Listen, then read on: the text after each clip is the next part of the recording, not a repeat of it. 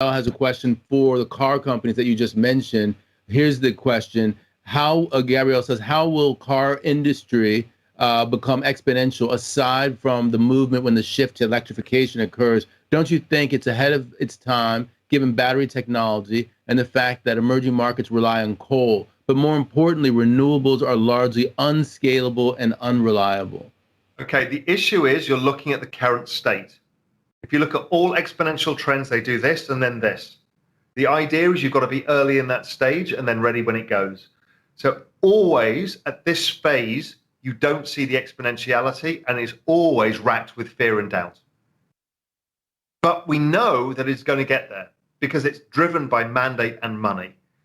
So the probability of it going exponential in the technological adoption of these things is huge.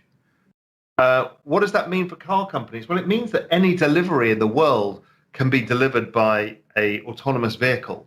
So it just changes the way we use vehicles. It changes the types of vehicles that are sold. But the technology itself can have all sorts of other implications of which we can't yet imagine now. Because that kind of 3D navigable view of the world that works for autonomous vehicles, scarily enough, work for drones and robotics then. And then you've got robots that function within our streets. Okay, I know that's scary for people, but that's what this means. This is not just about cars. This is about technology that shapes the future of everything that we understand. And when you talk about that, I think about, in this question, I'm thinking about exponents. I'm thinking about exponential. I'm thinking about the numbers in my head. Because as you said to me earlier this week, people don't get exponents. They don't. Let me give you an example. So if I go from, if I double something, I go from 1 to 2, and then later to 4 and 8 and so forth. Going from the first order to the fifth order gets me up to 2 to the fifth power, which is 32. But if I take 5 more orders, then I get up to 1,024. The difference between 2 and 1,000 is 500 times versus the difference between 2 and 32 is only 16 times. You see what I mean? I mean, it's like an order of magnitude difference. People just don't understand that that's what's happening. When you're doubling something, every time it doubles, it's just unbelievable how quickly that grows. Einstein said that the second most powerful law in nature is compounding. And this is compounding on steroids. We're not compounding 10% interest, 5% interest. We're compounding 100% growth rates. I mean, the crypto space is growing at 113% a year. So that gets us to 2030 at 5 billion people. I mean, get your heads around that. 125 million to 5 billion people in a decade. I mean, wow. Exactly. So I think, when I look at his question and he's talking about what's happening in the here and now, he's not thinking exponentially. And so, that would be my thought to him. That's right. Now, let me go back to the crypto question here, Raoul, because I'm going to play devil's advocate. I asked you this question before, but it's going to open up a whole can of worms. This whole Ethereum network versus Bitcoin. I think I saw in one of our videos, you said something about that you were more leveraged to Ether and the Ethereum network than you were to Bitcoin from an investment perspective. And the reality is that space is growing more. How do you think about network effects in that space, and also call optionality in the crypto space?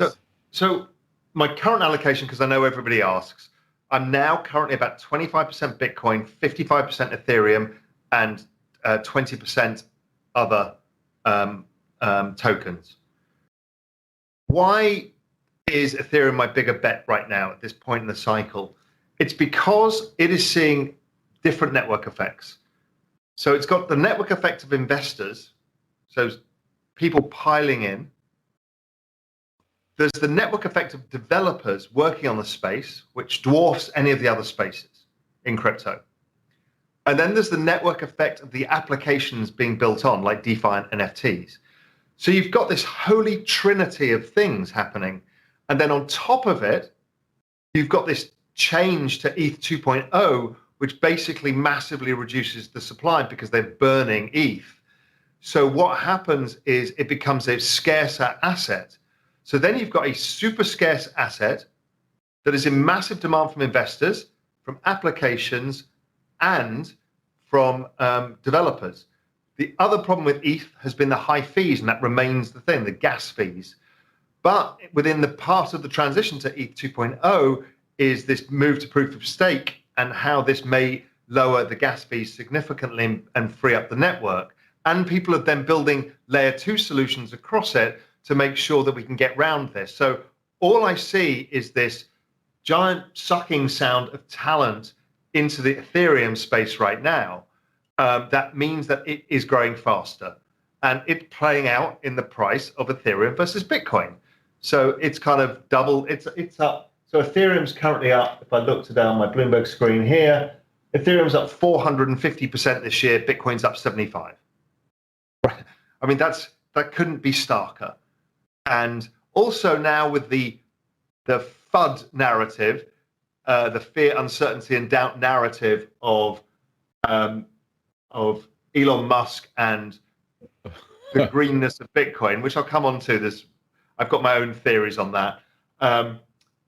That is one of the things I believe the ECB started was this. Well, it's not green. Look at the mining costs. Right?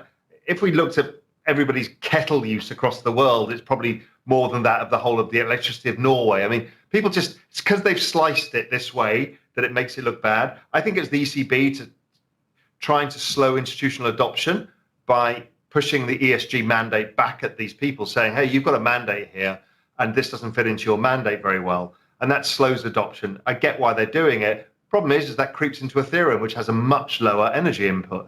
So it just creeps out of one space and into another. You're not stopping the rise of digital assets. You're just slowing down Bitcoin at this phase. It'll speed up again at some point too, probably particularly when the ETF launches. When you mention ECB and Elon Musk in the same breath, suddenly you get a dichotomy that you're like, okay, now Raoul, tell me what your thinking is, because you said I haven't thought about Elon Musk. Elon Musk is supposed to be a cowboy, and he's an ESG guy because he's at Tesla. So why is he kowtowing to the ESG mandate that people like the ECB are trying to impose upon companies?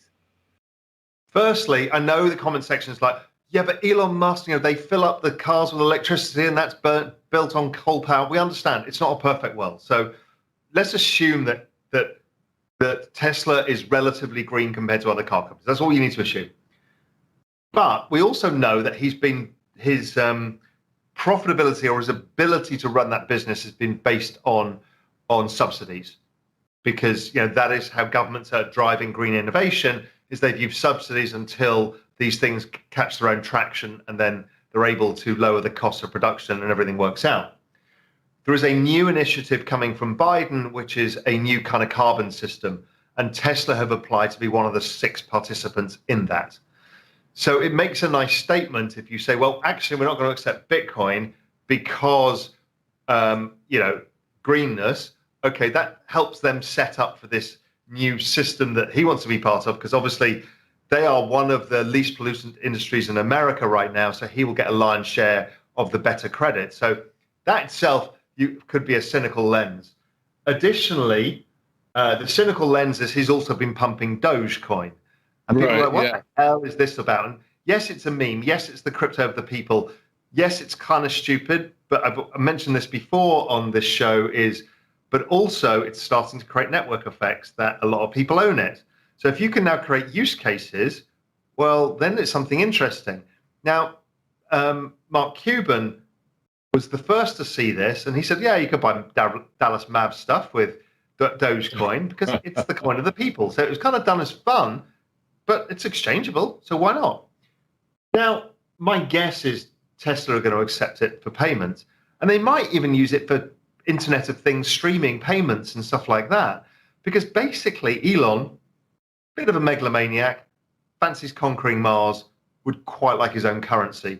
And if he can kind of reverse into Doge and make that essentially Elon community coin, he's got free access to capital.